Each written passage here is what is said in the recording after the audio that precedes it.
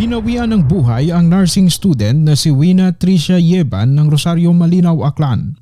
Kasama si Wina sa pagsundo sa nobyo nito sa Makato, Aklan ng madisgrasya dahil raw sa aso. Sugatan ang kapatid nito na nagsilbing driver ng motorsiklo. Ang backrider ng nobyo nasugatan rin. Si Wina binawian ng buhay. Dumulog sa amin ang kapamilya ni Wina. Hiling nila mabigyan ng hustisya ang pagkamatay ni Wina at matukoy ang may-ari ng aso. Sa pagpunta ng news team sa Makato Police Station, nakausap namin ang investigador ng kaso. Tumanggi siyang magbigay ng pahayag on cam pero sinabi nito na walang asong involved sa aksidente. Ang basihan raw ng kanyang investigasyon ay ang mga nakasaksi. Ang backrider naman na nobyo ng biktima nanindigan na may asong tumawid kaya sila nadisgrasya. Bali itong magkapatid na ito sinundo yung si Andy Mar Relox dyan sa may Makato. Nung naganap ang aksidente dyan sa may poblasyon Makato, Aklan. Pinuntahan namin yung lugar kanina na pinangyarihan ng aksidente at nagtanong-tanong. Totoo talagang maraming aso ang umaaligid-aligid dyan sa lugar. No? Merong nakita tayo dyan kanina na sa obserbasyon natin, kahit tanungin natin yung mga taga doon, may mga aso pero walang may-ari. Bakit ganyan? Estado sa gabi. May asong itim doon kanina naggala. Tinanong namin kung kaninong aso, walang umaamin. No? Walang umaako kung kaninong aso. Estado sa gabi. Ngayon, ang problema dito sa Makato na incident na kung saan may namatay, sinasabi ng angkas, no, na meron talagang aso. No, meron talagang asong tumawid. Kaya ito ang naging dahilan ng kanilang pagka-aksidente. Estado sa gabi. Ngayon, pinabubulaanan ito ng mga taga Makato Police Station. Nakausap namin kanina off-air itong investigador. Ang sabi niya, hindi raw totoo na may aso. Hindi raw totoo na aso ang dahilan ng aksidente. At meron daw silang kinausap na mga taga doon sa lugar na pinangyarihan itong aksidente. Estado sa gabi. Pero nung nagtanong-tanong naman ho kami doon kanina sa mga nandoon, wala raw silang nakita, hindi daw, yung mga napagtanungan namin, wala raw sila nung nandoon yung naganap ang aksidente. Meron din naman doong napagtanungan kami na naku po, marami na pong na-aksidente dito dahil sa aso. Marami na nagkalasog-lasog dito ang katawan, marami na dito ang nagkaroon ng sugat dahil sa na-aksidente yung motor dahil daw po sa aso. Estado sa gabi. At kanina nga, meron talagang asong mga gala dyan sa lugar. Now, pakinggan muna natin, panoorin natin itong pahayag ng nobyo ng namatay. Itong si Andy Mar, na siya mismo ang kasama ng biktima na nakasakay sa motorsiklo. At mamaya babalikan natin yung mga taga Makato Police Station dahil kanina nag-iwan tayo dyan ng number. Dahil hinanap namin si Hepe, busy naman daw po si Hepe. Estado sa gabi. Yung investigador hindi rin daw po makapagsalita. Off-air lang ang kanyang statement, no? Ang kanilang deputy wala rin daw. At nag-iwan na lang tayo ng numero pero maghapon wala hong ni isang tumawag o nag-text mula sa Makato Police Station. Estado sa gabi. Estado sa gabi. No? Ganyan sila sa Makato Police Station. Nandiyan kami kanina ng RMN DYKR Kalibo para magtanong at makausap kung sino at anong update dito sa case na ito. Pero binabaliwala lang ang media dyan Ni maghapon na ito, ibig sabihin, sabi ng investigador kanina, sasabihin niya kay Hepe na merong media. Maghapon na, wala pa ring update kung magbibigay sila ng statement o magpapa-interview sila. Estado sa gabi. Estado sa gabi. Maghapon na, gabi na, hanggang ngayon, wala mang message tayong natanggap mula sa kanila. Mula sa mga taga Makato Police Station kung nasabi na ba kay Hepe ang patungkol dito kung magbibigay sila ng official statement or hindi. Yun lang naman, simple lang Pero pagdating sa mga taga Makato MPS, Binabaliwala lang. Nag-iwan pa kami ng numero, wala mang nag-text. Ewan ko kung naiparating ng investigador kay Hepe na nais namin siya makausap para magkaroon ng kalinawan itong insidente na ito. Ano ang basihan ng Makato MPS na tinapos na nila ang kanilang investigasyon? Paano nangyari at sino ang paniniwalaan natin dito? Yung nakasakay sa motorsiklo o yung mga tao na sinasabi ng investigador? Sinong mga tao yan? Dapat iharap yan nila sa mismong mga biktima.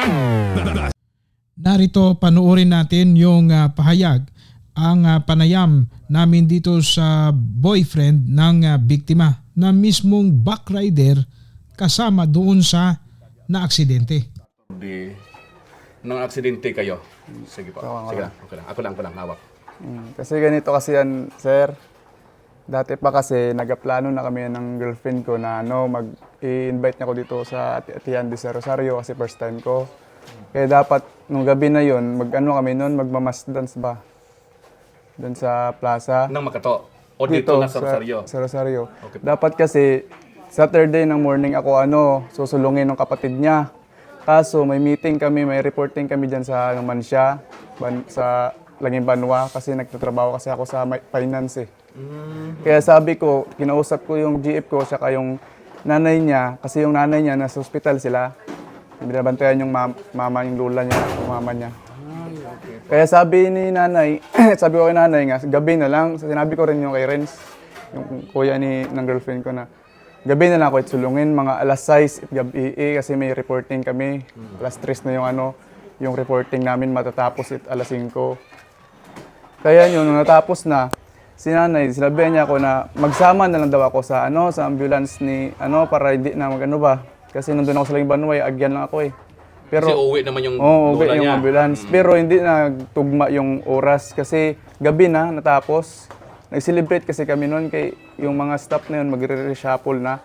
Lilipat ng ibang staff kaya nag-celebrate kami doon sa Langing Banwa, natagalan.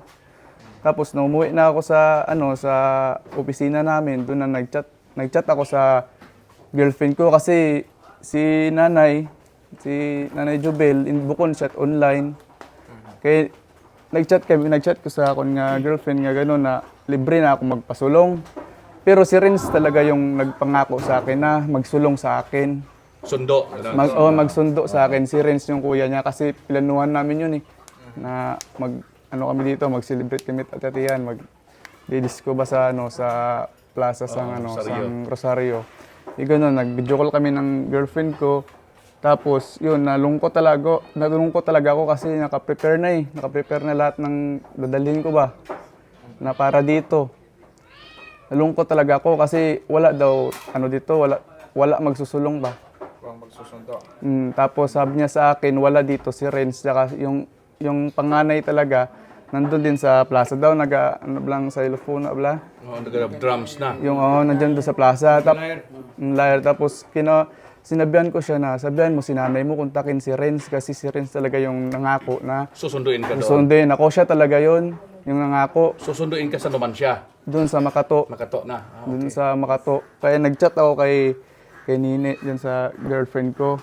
Tapos, chinat ko din yung isa niyang kapatid na palagi nagsusulong sa akin, si Kyle, yung pang-apat na kapatid ng girlfriend ko. Tapos sabi niya, wala motor. Kasi umalis daw si Renz, yung panganay, hindi yung magsusulong sa akin na nagsulong sa akin. Chinat ko ulit yon si Renz. Sabi ko kay Renz nga, Renz, kamusta man? Kaya nag-online na siya mo. Sabi ko, masulong ka sa akon. Nag-chat sa akon nga, si Renz na lang daw yung dalawang Renz kasi, yung panganay tsaka yung pangalawa. Puro lalaki itong Renz? Oo. Okay. Nagsabi daw si Tonton doon na accident na kasama ko na si Renz na lang yung magsulong. Yung panganay na lang. Kasi nasa bukid daw siya. Di ko alam kung saang bukid. Tugma naman yung sinabi ng girlfriend ko na nasa bundok eh. Wala talaga may maghatid. Nag-video call kasi kami ng GF ko. Kaya nung video call kami, bininto yaman sa akin nga muna daw na it chance nga makasundo pa, wa na it chance kaya wa gid may masulong. Kaya wala daw nag-promise nga magsulong kanakon nga wala gid siya wa di siya sa Rosario na sa bundok, di ko alam kung saang bundok. Okay. So, nawala talaga ako ng nawala ako ng pag-asa ba, kahit naka-prepare na ako. Na makapunta dito. Oo, masaya talaga ako eh. Lahat kasi planado na. Tapos, nung nag-video call kami, si yung girlfriend ko, nakatulog na talaga yan kasi pagod yan eh. Pagod yan, naglaba kasi siya. Nauna siya dito, naglaba yung girlfriend ko, sabi niya na matutulog na lang siya. Kaya doon, naglaro na lang ako ng Mobile Legend. Nagmo-Mobile Legend ako pero naka-video call. Pero tulog na talaga yung girlfriend ko. Kaya Sa kabahay kayo doon sa? sa opisina ako, Okay. nag-video call ako, nagaulat ako update kung sino gid ang masulong kay wa gid chance mo. Nag-email ako ga video call kaya pinatay ko lang yung video call. Tapos si Renz doon, sinabihan niya ko na yung isang kaibigan na lang. Gichatan ko man yung isang kaibigan kung siya gid ang masama ba kay Renz ba. Kasi wala kasama si Renz, wala kasama yung kasama ko na na-discuss siya, wala kasama na magsusulong. Kasi yung girlfriend ko na yan, simula dati, hindi ko talaga pinasasama na magsulong sa akin gabi eh. Wala. First time niya doon magsulong sa akin, ang naglas yung Kaya nagulat talaga ako, nag-chat do girlfriend ko na, "Love, saan ka namin susunduin? Sa Diversion Road ba or sa simbahan?" Nang Magato. Oo, nagulat talaga ako kasi expectation ko. Anong oras na yan? Alas 6. Okay. Alas 6, nag-chat alas 6 gito, malapit mag alas 7, nag-chat sa akin. Kaya nagulat ako kasi di na ako nag-expect eh. Di na nga ako nagbihis, di na ako Prepare na. prepare pero ang gamit ko, naka-prepared na. Nagulat ako na sabi niya nag-chat siya ng ganun, email ako. Kaya nagdali-dali ako, nagsabi siya sa akin na ganun. Tapos sabi niya na prepare ka ako kay Sunduin na lang. Oo, kasama si Tonton magsusulong yung kuya niya. Kaya nagulat ako bakit kasi tulog na talaga sa video call, tulog siya eh. Tulog na nang ilang naman nga minuto nga wala sa kausap sa akin, natutulog, email ako. Wala gid sabi sa gestorya ko gani, wa siya gasabat. Kaya nagulat ako nga magsulong daw siya. Tapos gibidyo ko lang ko siya, sabi ko, nag-chat sa kasi yung saan ako sulungin kasi nagmamadali daw si yung kuya niya. Hindi ko alam bakit nagmamadali. Sabi ko sa girlfriend ko nga sa diversion or nagsabi sa diversion ba or sa simbahan. So sabi ko, sa simbahan na lang para malapit sa opisina namin kasi yung opisina namin doon sa May Fire. Papasok doon sa May Fire. Malayo kasi pag sa diversion. Tapos noon, nag-call ako, sa pagsagot niya, nasa Tambuan na daw sila. Malayo Sino na. nakasama? Si Renz. Renz, Oo, yung driver. Oo. Tapos, Nasa Tambuan na sila.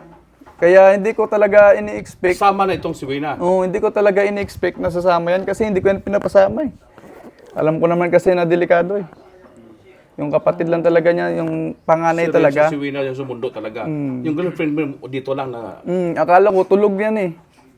Hindi ko talaga ini-expect na sasama yan. First time magsundo. Tapos, nung dumating na sila, nag-chat nandun ako sa waiting shed, Makato doon sa may simbahan ba. Nasa waiting shed ako. Tapos si Wina, nag-chat na yan na, "Saan ka, love?" Hindi ko kasi napansin kasi...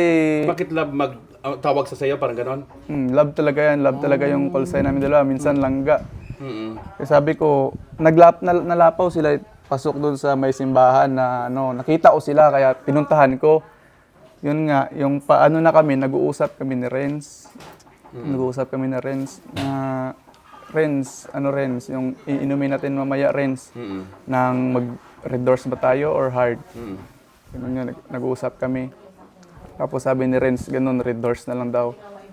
Tapos, nung paliko na kami doon sa Petron, doon sa may Petron direct, Makato, tapos paliko na papunta sa Kalangkang, doon na talaga, pagpaliko na nagtanong pa si Renz sa amin nga, hindi niya kasi alam yung yung nakalimutan niya ba yung likuin kasi medyo madilim eh. Sabi niya nga, saan nga yung gilikuan natin? Nagabal pa dumiga ko nga. Dira sa may unahan. Alika, saan ang posisyon? Driver si Renz. Oo. Si Wina sa Sa gitna. gitna. Ikaw sa likod. Sa likod ako. So nagtanong si Renz kung parang nagkamali ko saan yung daanan, hindi niya sure kung... Hindi niya sure, nagtanong siya. Tapos, pero hindi pa sila nga paliko na. Nagsabi si Renz nga nagsabi si Wina nga, diyan sa may unahan.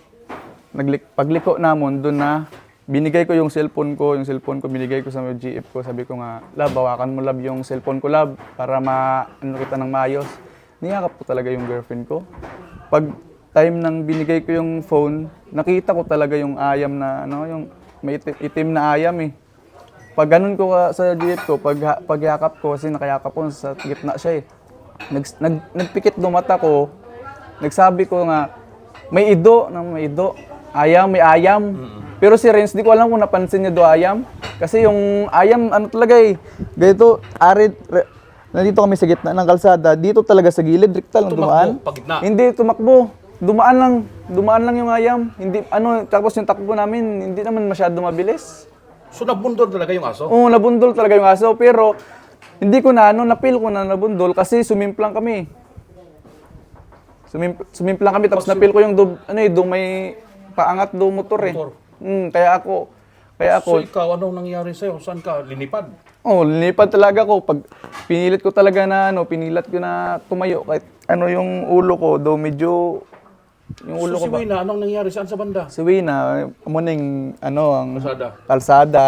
Si Wina nandito sa medyo gitna. Tapos ako nandito ako sa gilid. Tapos si Tonton, hindi ko nakita si Tonton, pero nung marami ng Si iwag, Tonton yung si Renz. yung madami na iwag, nakita ko sa doon, malayo siya sa may motor, malapit sa may motor. Kaya pinuntahan ko yung GF ko, gumapang ako sa kanya. Si Wina na yan, hindi talaga ako nag-expect na maluba yung sitwasyon niya. Kasi wala siyang mga sugat-sugat sa mukha wala siyang mga galos kaya nakampante talaga ako. Ginising ko pa yan. Conscious naman siya. Oo, ginising ko siya, namulat yung mata niya Naglidon pa siya dito pinahiga ko siya dito kinakausap ko na kumalma Pero hindi na siya nagsalita, gatulok din siya sa ako niya. Sabi ko nga, lab, ganito lab, relax lang, kalma ka lang. Tapos sumigaw talaga ako kasi may mga tao na maingay yung mga tao pero wala pa may nagkatubalang kaya sumigaw ako na tumawag ko ng ambulansya para may ma-rescue sa nagsingkit talaga lapit ako. na sa bayan. Ako, tabang, nagsigaw ako ng tabang. Tapos mga 2 minutes siguro si Wina nagising siya, tsakto dumating yung ambulance. Yun talaga nung nagising na si Wina, pumunta din sa akin yung rescuer na babae tsaka lalaki. Ginana nila it Vicks ba. Pero si Wina, gising pa yan si Wina Kaya sabi ko nga, nang bantayan nyo si Wina, iniwan ko si Wina sa kanila kasi giusoy ko si Renz kay hindi ko pa siya nakikita kasi si Wina talaga yung focus ko Kaya pagkakita ko kay Renz, grabe yung mga sugat dito ni Renz sa mukha. Tapos gakulap siya, ginakurog ba, nanginginig ba? Kaya doon ako na-nervyos lalo. Nervyos din siya. Mas na-nervyos ako lalo, mas wagi ko nag-speak nga. Bakit ganun yung nangyari? Kasi hindi naman siling mga panog man, hindi nga siling ang kunya kay way kamot kita nga galos. Visible na Sa kay Renz talaga ako na nervyos. Maraming sugat. Doon talaga ako. First time ko kasi na maksidente sa motor. Kaya hindi ko talaga, na ganun pala yung sitwasyon, makirig-kirig ka. Hindi ko talaga ini-expect yun.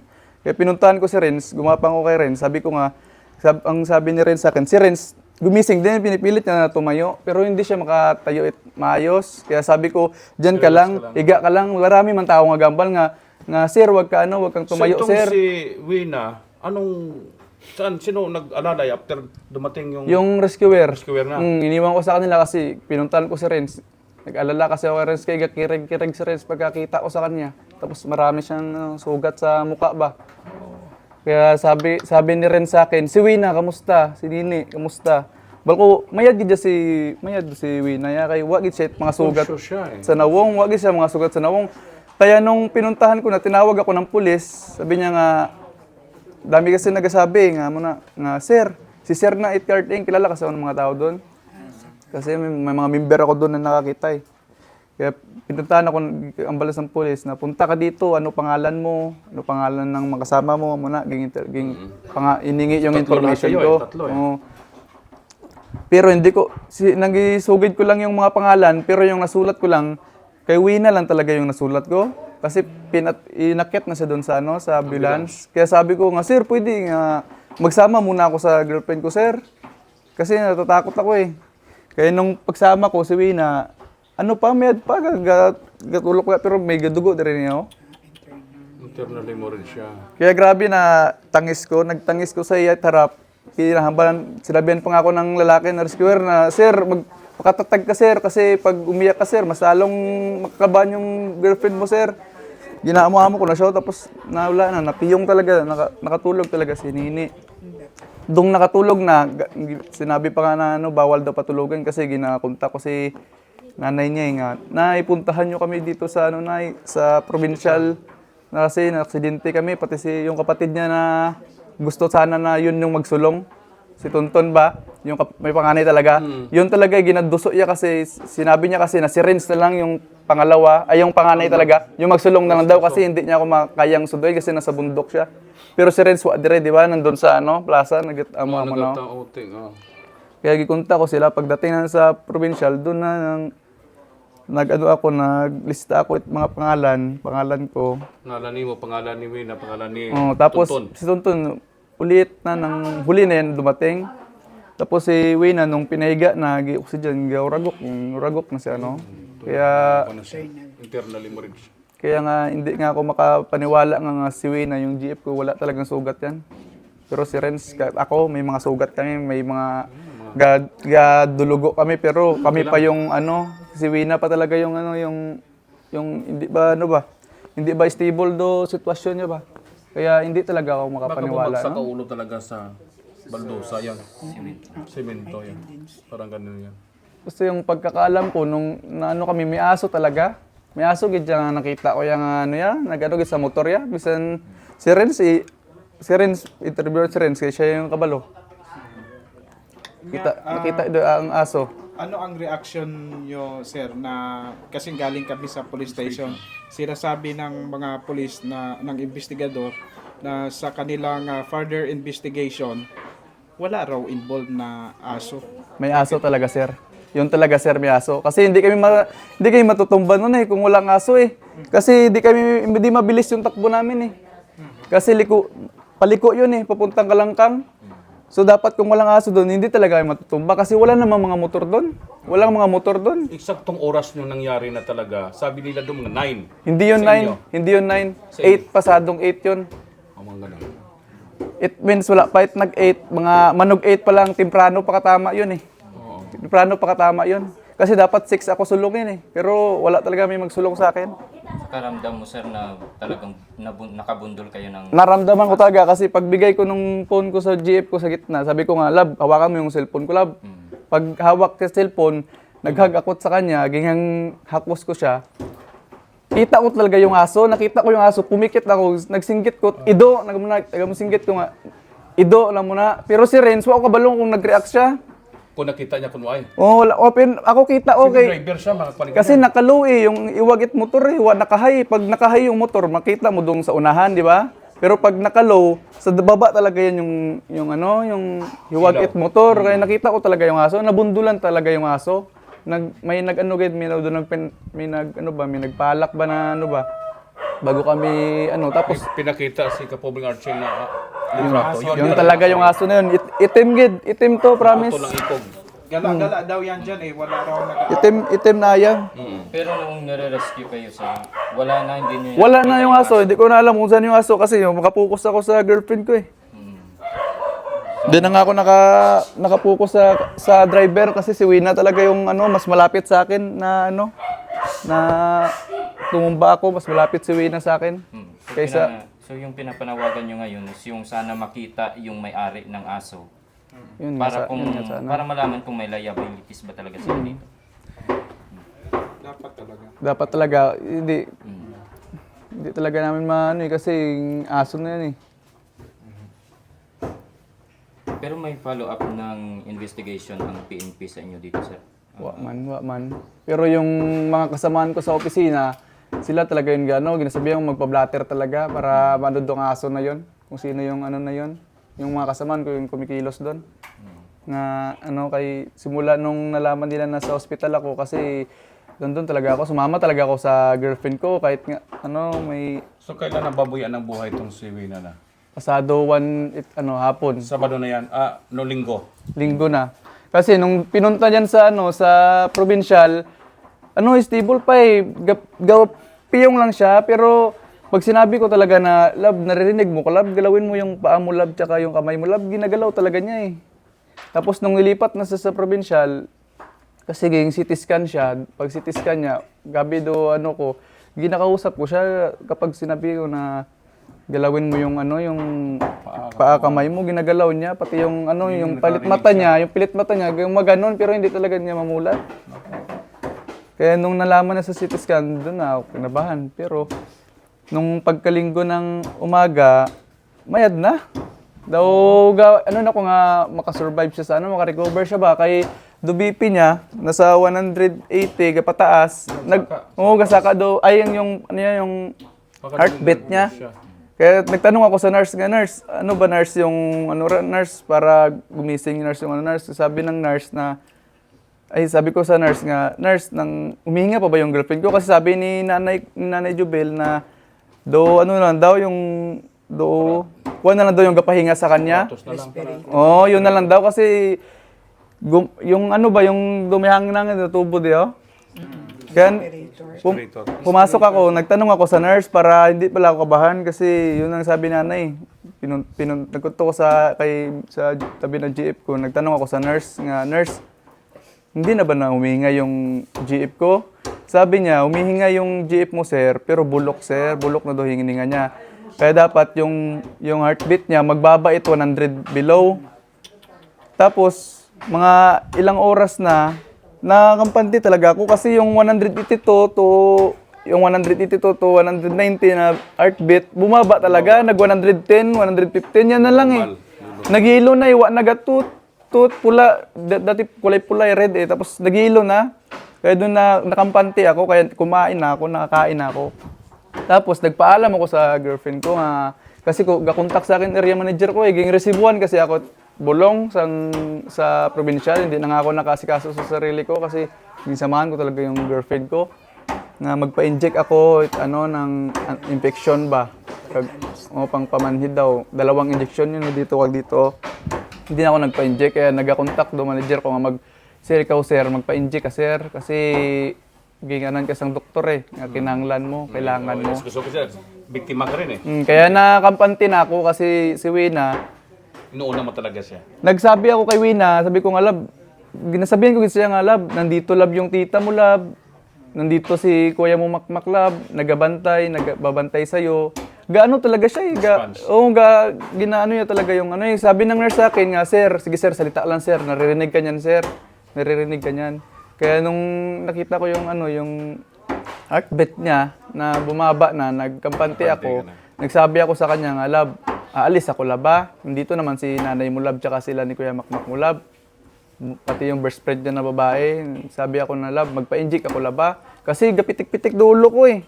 Draco, may bukol ko di bala, baka bala ito bala ang ako kasi kay gapitik-pitik, kaya gusto ko talaga magpa-inject. Kaya sabi ko nga lab, punta ako laba. Pero wala siya wala siya wala sa respond. Kaya nung nagsakay na kami, nagpasama ako sa pinsan niya na lalaki, kay Makmak, nagpasama ako sa Tumbuko Provincial. Kasi naman si Renz doon, nandun kasi si Renz, bisitahin. Tapos nag-aantay yung area manager ko doon. Na manager ba sa ako nga company ba, nag-aantay sa akin. Kaya nung dumating na kami doon, bumili ng pang-inject yung area manager ko, umupo ako doon. Nag-chat sa akin si Nanay Jubel, nag-chat sa akin na Wala na to. hindi, nandyan pa yan, balik ka na dito, si Wina, nag-agaw buhay, ginas-CPI na. Kaya doon hindi na ako nakapag-inject, nagbalis na ako takbo, iniwan ko na nga yung pinsan niya na lalaki, hindi ako paalam, pati si sir, bumili ng gamot. Tumakbo ako, bumalik ako sa kanya, ayun doon nakita ko na nalagay dito yung pump na lang, ginas-CPI, alos isang doktor, 2 nurse yung gamamon sa kanya, pero yung GF ko wala na. Kaya doon lang ang ganun dayon. So, diingid ang sa medical certificate, ano ang cause of death niya? May hematoma may ulo. Kasi nung CT scan sa ng gabi ng Sabado, may may bleeding daw yung ano niya, yung ulo niya. Clot siya. May blood, may ano siya. Tapos, Hemorrhage. nag-ano yung doktor ng ano, may nakita daw na puti daw sa ano, sa ambot kong heart or sa kidney ah. Daw pneumonia daw. Pero yun talaga yung sinabi na ano, pneumonia lang. Hindi pa sinabi na may ano siya sa heart niya. Nung sinabi na, nung ging istorya ko ni nanay, nung natulog ako ng Sabado ng ano, mga pasado 12 na yon 1, ging pagising ko, kasi nilalagnat ako eh. Sabi ni nanay, ging istorya ako, ging confess niya sa akin yung sabi ng doktor sa ano, yung sabi ng doktor nga critical na si Nini, 50-50 na sabi ng doktor. Madadala sa gamot or operahan, pero sabi ng doktor, igamot na lang daw, kaya madami yung niresita na gamot sa kanya na gina-inject do sa ano niya. Kaya doon, gingambal sa ako ni Nanay Jubel nga amo to. Sir, panawagan mo dun sa may-ari ng aso dahil malamang andyan lang din dun sa sa paligid eh. Hindi naman sigurong walang may-ari doon sa aso. Anong panawagan mo dito, sir, sa may-ari, sir? Sa panawagan lang na kung sa may-ari ng aso, dapat magtayagid ng aso nila eh. Kasi hindi talaga katanggap-tanggap na na nangyari sa amin eh. Kasi pero man akong ginasisi do pamilya ay nang may-ari ng aso kasi hindi naman nila ini-expect din eh na ganun ba yung mangyayari. Sa tama lang sana pag-alaga, possible maiwasan mga ganyan. Hindi napabayaan. Tapos wala man ko kung kaninong aso yun kasi nasa kalsada lang naman. Wala man namon ginano nga wala man it name tag do aso. Layaw lang gid sa aso. Sunoy. Just in case malaman niyo kung sino yung may-ari, anong plano? Kausapin talaga namin. Kasi yung kuya niya kasi din eh. Hindi din maganda yung sitwasyon ng kuya niya. Kaya nga naghahambal ko magpalakas ka kasi nantay ka namin ni Alam niya ng kapatid niya, ganito nangyari kay nini niya. Alam na. Sige. Kinabukasan bumalik kami sa Makato Police Station. Nalaman namin na sa loob ng 24 oras ay hindi pala nasabi ng investigador sa mataas na opisyal ng kanilang himpilan ang aming concern. Nakausap namin ang kanilang Deputy Chief of Police. Ayon kay Police Lieutenant Arnold Tejada, patuloy nilang iimbestigahan ang pangyayari. Ang investigador sir ay gagado paghihapon atong investigasyon nga ginatumok na natong ayam ko ng maisok nga kulay itom ay ana to sa yung panguntahan na sa panamagay ba na kung sino may tag-iya tapos in contact na sa mga barangay officials sa mga nag-aalagat ayam at that time ay since karon ay the meantime ay ongoing pa na aton na pagpa-follow up pa aton investigador sir. So, bagon po kung patnos or investigation. Ay sir, since rondo yung insidente sir ay inatumok nato initutukan since atong biktima gidabi sir ay natatime na pinabuhi na tubuhi ay nauoy man kita ay since ay may tatlo sa nang biktima. So aton kita tawan naton sinda sabat may nakatag-iya bat ayam 14 kung sino gid man.